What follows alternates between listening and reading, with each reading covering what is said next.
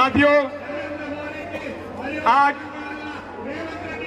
बड़ा ही खुशी का दिन है कि दिल्ली, एनसीआर और दूर दूर से आए सभी साथियों का इस मंच की ओर से धन्यवाद करता हूं और आशा करता हूं कि आगे भी आने वाले समय में आप बाबा साहब की प्रतिमा लगाने के लिए हजारों की संख्या में आगे भी आते रहेंगे जब तक ये प्रतिमा पार्लियामेंट में ना लग जाए। मैं सर्वप्रथम अपने समस्त महापुरुषों को वंदन करता हूं जिनके त्याग और बलिदान से अच्छा जीवन जी रहे हैं। आज हम डॉक्टर अंबेडकर प्रतिमा पुनर्स्थापना समिति और समता सैनिक दल के संयुक्त तत्वाधान में जंतर मंतर पर अपनी मांगों को लेकर एकत्रित हुए हैं। मैं मंच पर उपस्थित सभी संस्थाओं के प्रतिनिधियों का और जितनी भी संस्थाएं आई हैं सबका धन्यवाद करता हूं और अभिनंदन करता हूं। साथियों, बाबा साहब अंबेडकर जी ने समाज की प्रगति, सम्मान और स्वाभिमान को जिंदा रखने के लिए अपने 4 बच्चों का बलिदान कर दिया था। आज हम उनकी स्टेचू के लिए क्या इतना सा बलिदान नहीं कर सकते कि जो हम जंतर मंतर पे हजारों नहीं लाखों की संख्या में आकर के उनकी प्रतिमा को दोबारा से लगाएं और उसी जगह पे लगेगी जहां पर उन्होंने हटाई है।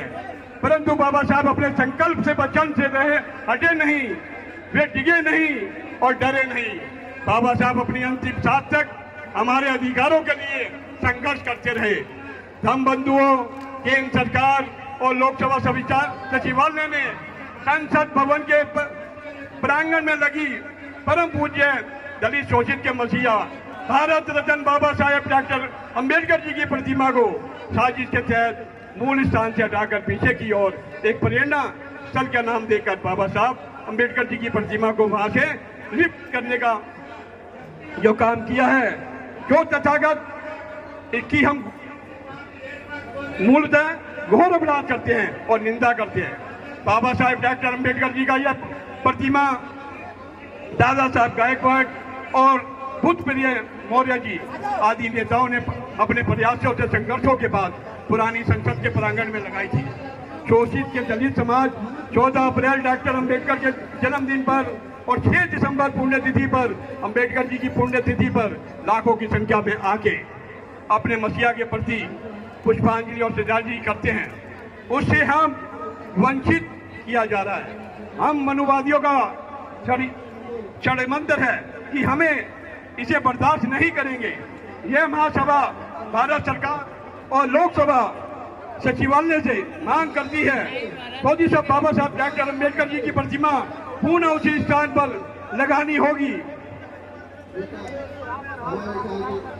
बाबा साहेब डॉक्टर अंबेडकर जी ने संविधान की स्थापना करके स्वतंत्रता, समानता का जो अधिकार हमें दिलाया, वे मनुवादी सरकार षड्यंत्र के तहत उसे नष्ट करना चाहती है और उनसे छीनना चाहती है। लड़ाई स्वयं लड़नी होगी।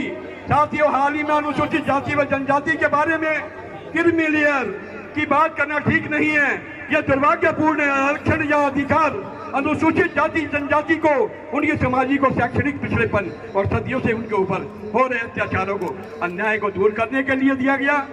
मैं पूछना चाहता हूं कि समाज में भेदभाव, छुआछूत समाप्त हो क्यों नहीं रहा? जब दलितों के साथ भेदभाव समान नहीं तो आएगा तो चर्चा करना उचित होगा। 24 सितंबर 1952 को महात्मा गांधी और डॉक्टर अंबेडकर के बीच एक समझौता हुआ जिसे पूना पैक्ट कहते हैं। इसी पूना पैक्ट के तहत अनुसूचित जाति व जनजातियों को संवैधानिक रूप में आरक्षण प्राप्त हुआ।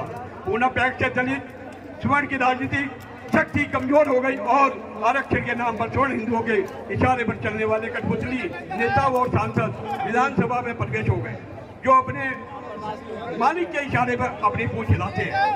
हम बंधुओं, इस बात का स्मरण रहे कि संसार में बड़ी उपलब्धि बिना कठिन संघर्ष के प्राप्त नहीं होती। हमें इस संघर्ष में सबका साथ देना है और मूर्ति को पार्लियामेंट में उसी जगह पे लगाना है।